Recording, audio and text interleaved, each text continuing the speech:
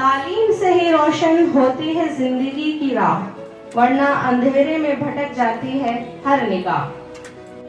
बच्चों को पढ़ने के लिए जरूर प्रेशराइज करें कि पढ़ें, चाहे वो कुछ भी करें, उनके बिजनेस कुछ भी करें, जो भी उनका धंधा है या काम है, लेकिन पहले अपनी पढ़ाई पूरी करें, क्योंकि इल्म की दौलत से इंसान जो है आगे बढ़ता है। ये एजुकेशनल इंस्टीट्यूशंस जो होते हैं वो आपको कैरेक्टर वाइज स्ट्रॉन्ग बनाते हैं, not always moral character. Character का मतलब एक ओवरऑल पर्सनैलिटी होती है। आप बहुत स्ट्रॉन्ग होते हैं अंदर से और कभी डिप्रेस नहीं होते हैं। You find multiple ways to grow up.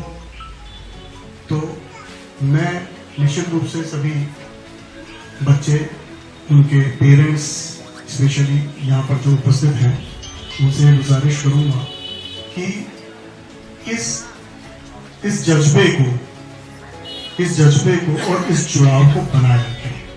और निश्चित रूप से अल बयान और उसकी टीम आपके इन होनहारों का भविष्य इस समाज के लिए संवारेगा। जैसा कि सलीम भाई बता रहे थे कि इस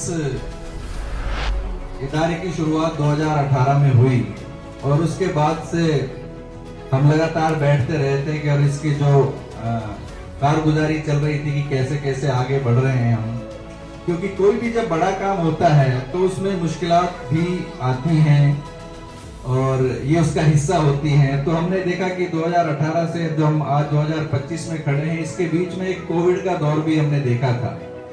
तो उससे किस तरह से उन्होंने उस से निकलकर भी और फिर इदारे को पर कोई डिसबैलेंस नहीं होने दिया अपने काम को, अपने मिशन को, और उन्होंने अपना लगातार संघर्ष जारी रखा और अब इस इदारे को, अल बयान को वो राजस्थान, मध्य प्रदेश और जगह जगह भी फैला रहे हैं। तो मैं दिल से उनके लिए दुआ भी करता हूँ और उनके काम की सराहना भी करता हूँ कि ये और ऐसे ही फले फूले। और इससे तालीम के मैदान में सबसे बेहतरीन काम अगर कोई कर सकता है अपनी जिंदगी में तो ये होता है कि वो किसी को तालीम दे दे।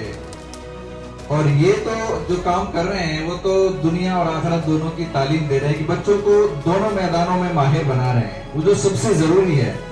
क्योंकि सबसे पहले जो शुरुआत है वो इकरा से हुई और वो तालीम सिर्फ दीन की नहीं थी, वो हर तरह की तालीम है। रसूल सल्लल्लाहु अलैहि वसल्लम का एक हदीस है, बहुत फेमस हदीस है, अल मुमिनुल खविय्यु खैर अहब्बा इलल्लाह। कहते हैं कि the believer who is the strongest believer, stronger believer is better than the weak believer. सबसे ज्यादा स्ट्रॉन्ग है उसको अल्लाह ताला ज्यादा पसंद करता है। स्ट्रॉन्ग का मतलब क्या है? हमेशा नमाज पढ़ते रहता है, अच्छे काम करता है, मस्जिद में रहता है, रोजा रखता है, ये स्ट्रॉन्ग नहीं।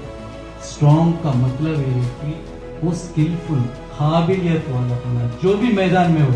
वो टीचर है तो उसके पास उसका पूरा स्किल्स होना चाहिए। वो अगर साइंटिस्ट है उसके पास पूरा स्किल्स होना चाहिए। वो अगर बिजनेसमैन है वो बिजनेस को लीड करने का पूरा स्किल्स होना चाहिए। होपलेसनेस मुसलमान का क्वालिटी नहीं है। होपलेसनेस हमेशा वो उम्मीद के साथ रहते हैं, नहीं हुआ छोड़ दो भाई, क्या शैतान का क्वालिटी, इब्लीस का क्वालिटी भी, नाम का मतलब ही होपलेसनेस, होप नहीं रहता। तो इंसान का क्वालिटी होप है, हमेशा होपफुल रहना। जितने भी सोसाइटी नेगेटिव, पॉलिटिकल में, पॉवर में, कोई भी हाल में, कितने भी तकलीफ हो, लेकिन हम हमेशा पॉजिटिव सोचें। कि जब हम लोग पढ़ते हैं तो हम इस उम्मीद से नहीं पढ़ते हैं कि हम कहीं पहुंच पाएंगे। हम पहले ही मान लेते हैं कि हमारी गवर्नमेंट ऐसी है, रिजर्वेशन इतना है कि हम कहीं पहुंच नहीं सकते। तो हमारे दिमाग में ऑलरेडी सेटल्ड होता है कि चाहे हम पढ़ लें लेकिन पढ़ाई हमें कुछ दे नहीं सकती। तो फर्स्ट ऑफ ऑल पहला काम हमें अपने दिमाग से करना है कि हमें एजुकेशन हासिल तो करनी है। अब लोग पढ़ रहे हैं लेकिन बिना पर्पस के पढ़ रहे हैं, तो हमें पर्पस के साथ पढ़ना है कि हमें कहीं पहुंचना ही है। मुझे एक बात याद आ रही है, मिल ही जाएगी मंजिल, भटकते भटकते गुमराह तो वह है जो घर से निकले ही नहीं। तो हमें लगातार अगर कोशिश करेंगे और अगर प्रॉपर आपको गाइडेंस मिली तो निश्चित ही आप अच्छे मुकाम पे पहुंच पाएंगे। और जो अल बयान ग्रुप है उसके जो संरक्षक है नईम पलाही सर, तो मैं तमाम तलबा को कहना चाहूँगा, अगर आप इनके कहे अनुसार चलेंगे और अपने टीचर्स की बात मानेंगे आप, तो आप मान के चलिए कि आप बहुत अच्छे मुकाम तक पहुंचेंगे। जो हमारे बच्चे हैं उनको जब मैंने उनसे बात की तो उनके दिमाग में एक पहले से ही चीज फिट थी कि सर नौकरी कहाँ है, नौकरी कौन देगा, कि आप बार बार कहते हैं पढ़ो पढ़ो पढ़ो। तो पहली चीज ये है कि हमें ये करना होगा कि उनके दिमाग में जो चीज पहले से फिट है पहले तो उसको निकालना होगा कि भैया आप पढ़ोगे तो जिस तरह से हम नौकरी लगे आप भी नौकरी लगोगे। ये मैसेज अपने बच्चों तक पहुंचाना होगा कि आपको हर हालात में एजुकेशन हासिल करना ही है, क्योंकि अब जिस माशरे में और जिस हालात में हम जी रहे हैं, अगर हमने अभी भी बेदार नहीं हुए, अगर हम अभी भी एजुकेशन की तरफ माइल नहीं हुए तो हमारे लिए मानिए बहुत मुश्किलात आने वाली हैं। तो आप सभी से मेरी यही गुजारिश है कि हम अपने माशरे के अंदर बेदारी फैलाएं, उन्हें हमारे जो बच्चे हैं उनका जो माइंड सेट है उसको हम चेंज करें कि भैया पढ़ोगे तो जरूर आप कामयाबी हासिल करोगे। मेरे फादर ये मानते थे कि मुसलमानों को नौकरी नहीं, वो ये बोलते थे कि मुसलमान नहीं लगेंगे, और मेरे फादर एक मैकेनिक थे। लेकिन मुझे खुद को नादिरा मैम और नाजिबा मैम और नईम पलाही सर इतनी अच्छी गाइडेंस मिली कि आज मैं इस मुकाम पर हूँ कि शायद ही मुझे ये मुकाम हासिल होता, और मुझे इस मुकाम तक पहुँचाने में नादिरा मैम और नईम सर का बहुत बड़ा हाथ है, और उन्होंने मुझे गाइड किया और मैं इस मुकाम पर पहुँचा। मेरा एक दूसरा ओपिनियन है कि सरकारी नौकरी सिर्फ आपकी आमदनी का एक जरिया नहीं है, उस हुकूमत में आपकी हिस्सेदारी है। आप as a doctor, as a engineer, as a teacher अगर इस हुकूमत के अंदर मुलाजिमत कर रहे हैं तो आप अपनी फिक्र को वहाँ पर इम्प्लीमेंट करने की कोशिश कीजिए। ये एक बहुत बड़ी जो है कमी इस वक्त मिल्लत इस्लामिया के अंदर है, उसको पूरा करना चाहिए। नौकरी करने से मैं और मेरी फैमिली तो आगे बढ़ेगी इंशाल्लाह, बट जो कमी हम पिछले कई सालों से हमारे खुद के तालीमी सफर में महसूस कर रहे थे, जिन चीजों को हमने अपनी मैट्रिक में, 12th क्लास में और उसके बाद ग्रेजुएशन और पोस्ट ग्रेजुएशन में महसूस किया, उस खला को पुर करने के लिए एक अज़्म उठाया और जनाब डॉक्टर अब्दुल कदीर साहब, founder chairman Shaheen group of institution के उस एक सेंटेंस पर आज आप सब यहां मौजूद हैं।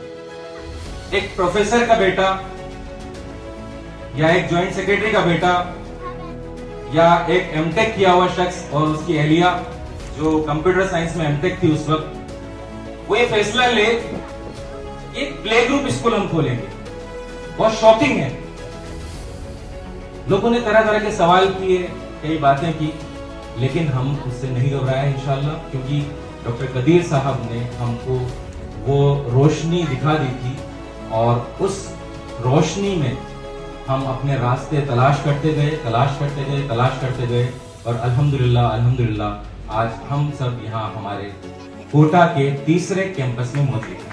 हम ये कोशिश करें कि जो भी हमारे इदारे चल रहे हैं उन इदारों को उसी अंदाज से टीचर्स की ट्रेनिंग, उसी अंदाज से करिकुलम को तैयार करना, ये सब उसी तरह से होना चाहिए जो फ्यूचर के जो चैलेंजेस हैं उनका हम मुकाबला कर सकें। हम भूलते जा रहे हैं कि हमारे अखलाक क्या थे, हमारे आदाब क्या थे, हम किस तरह से हमें जिंदगी गुजारनी चाहिए। तो ये भी जिम्मेदारी हो जाती है समाज की भी और तालीमी इदारों की भी कि वो अपनी इस तहजीब को, अपनी सकाफत को, अपने कल्चर को बचाए रखें। इसलिए जवाबदेही का एहसास, अकाउंटेबिलिटी का एहसास हमें इस नई जनरेशन में खास तौर पर पैदा करने की जरूरत है।